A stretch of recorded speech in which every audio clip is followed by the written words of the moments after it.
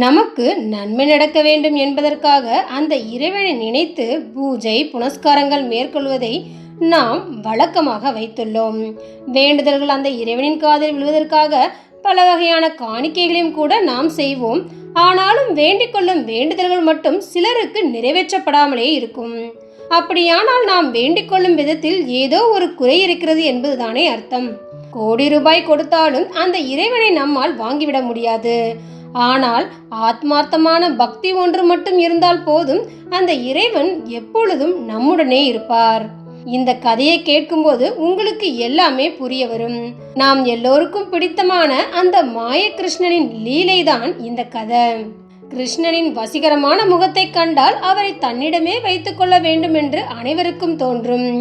கிருஷ்ணருக்கு மனைவியாக ருக்மணி, சத்யபாமா இவர்கள் இருந்தார்கள். ருக்மணி மிகவும் பொறுமை வாய்ந்தவள். கிருஷ்ணனின் முதல் மனைவியான ருக்மணிக்கு தான் அரசி என்ற கர்வம் துளி கூட இல்லை. இதில் சத்யபாமா தோற்றத்தில் மிக அழகாக காணப்படுவாள். இவள் மன்னன் சத்ரஜித் மகளும் கூட. அரச பரம்பரை சேர்ந்தவள் என்பதால் இவளுக்கு கர்வம் கொஞ்சம் அதிகம்தான். அந்த கிருஷ்ணனை எப்போதுமே தன்னிடமே வைத்துக் கொள்ள வேண்டும் என்பதுதான் சத்யபாமாவின் எண்ணம். ஆனால் ருக்மணிக்கு தன் கணவர் அருகில் இல்லை என்றாலும் உண்மையான அன்புடன் மனதார அந்த கிருஷ்ணனை நினைத்து கொண்டே இருப்பாள். ஒரு நாள் நாரதர் துவாரகைக்கு வருகை தந்தார். நாரதர் வருகின்றார் என்றாலே ஏதோ ஒரு குட்டி கழகம் செய்ய போகிறார் என்பதுதான் அர்த்தம். ஆனால் அவரது கழகம் நன்மையில் போய் முடியும் என்பது நாம் எல்லோரும் அறிந்த ஒன்று. மெதுவாக உள்ளே நுழைந்த நாரத முனி சத்யபாமாவை நோக்கி சென்றார். சத்யபாமாவை பார்த்து, எனக்கு ஒரு சந்தேகம் உள்ளது. கிருஷ்ணரை அதிகமாக நேசிப்பது ருக்மணியா அல்லது சத்யபாமாவா? இந்த குழப்பமானது எனக்கு மட்டுமல்ல, துவாரகையில் உள்ள ஊர் மக்கள் அனைவரும் இந்த சந்தேகத்தோடு தான் இருக்கிறார்கள் என்று கூறி குழப்பத்தினை ஏற்படுத்திவிட்டார். கர்வம் கொண்ட சத்யபாமா இதை சுலபமாக விட்டு விடுவார்களா?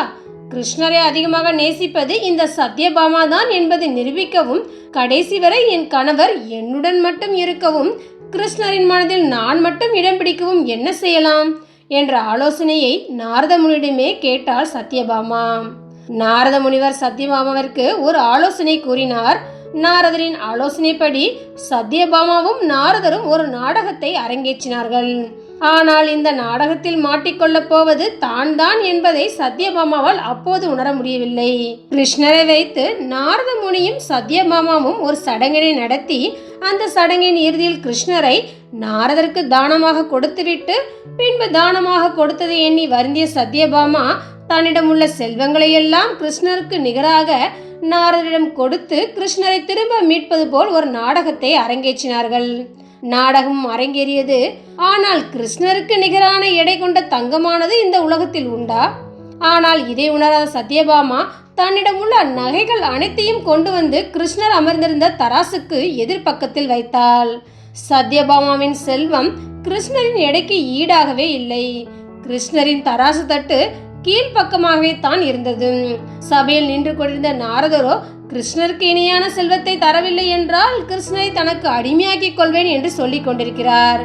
என்ன செய்வது என்று அறியாமல் தவித்துக் கொண்டிருந்த சத்யபாமா தன் ருக்மணி அக்காவிடம் சென்று உதவியை நாடினாள். கிருஷ்ணரின் நாமத்தை மனதார நினைத்துக் கொண்டிருக்கும் ருக்மணி கிருஷ்ணருக்கு நிகராக வைக்கப்பட்டிருந்த தங்க நகைகளில் எல்லாம் எடுத்துவிட்டு ஒரே ஒரு துளசி இலையை மட்டும் தராசின் மறுபக்கத்தில் வைத்தாள். தராசு முள் தானாக துளசி இலையின் பக்கம் சாய்ந்து விட்டது. உண்மையான பக்தியுடனும் பாசத்தோடும் வைத்த அந்த ஒரு இலையானது கிருஷ்ணரின் எடையை விட அதிகமாக இருந்தது. இதை பார்த்த சத்யபாமா தன் தவறை உணர்ந்தால். இதிலிருந்து என்ன புரிகிறது? சத்யபாமா கிருஷ்ணனுக்காக கொடுத்த அவ்வளவு நகைகளிலும் அன்பும் பாசம் இல்லை, வெறும் வரட்டு கௌரவம் மட்டும்தான் இருந்தது. என்ன விலை கொடுத்தாவது கிருஷ்ணரை வாங்கிவிட வேண்டும் என்ற எண்ணம் மட்டும்தான் சத்யபாமாவிற்கு இருந்தது. சத்யபாமாவின் எண்ணம் நிறைவேறவில்லை. ஆனால் ருக்மணி வைத்த அந்த துளசி இலைக்கு எவ்வளவு மதிப்பென்று பாருங்கள். தன் கணவனை மீட்டெடுக்க வேண்டும் என்று உண்மையான பக்தியுடன் செயல்பட்ட ருக்மணிக்கு வெற்றி கிடைத்தது. அந்த கிருஷ்ண பரமாத்மா என்றும் உண்மையான பக்திக்கு மட்டுமே அடிபணிவார். அந்த இறைவனை நெருங்க காணிக்கை முக்கியமல்ல, பக்தியே முக்கியம் என்பதை உணர்த்ததான் இந்த துலாபாரம் லீலை கிருஷ்ணரால் அரங்கேற்றப்பட்டது. பக்தியுடன் கிருஷ்ணன் நாமத்தை சொல்லி ஒரு துளசியிலேயே சமர்ப்பித்தாலும் பகவான் கிருஷ்ணன் அதை ஏற்றுக்கொள்வார் என்பதையே இது காட்டுகிறது. நாம் அனைவரும் நினைவில் கொள்ள வேண்டியது என்னவென்றால், காணிக்கைகளின் மதிப்பு முக்கியமல்ல, அதை நீங்கள் சர்வ வல்லமையுள்ள கடவுளுக்கு எந்த அன்புடன் செலுத்துகிறீர்கள் என்பதுதான் முக்கியம். நன்றி, வணக்கம். இந்த பதிவு உங்களுக்கு பிடிச்சிருக்கும்.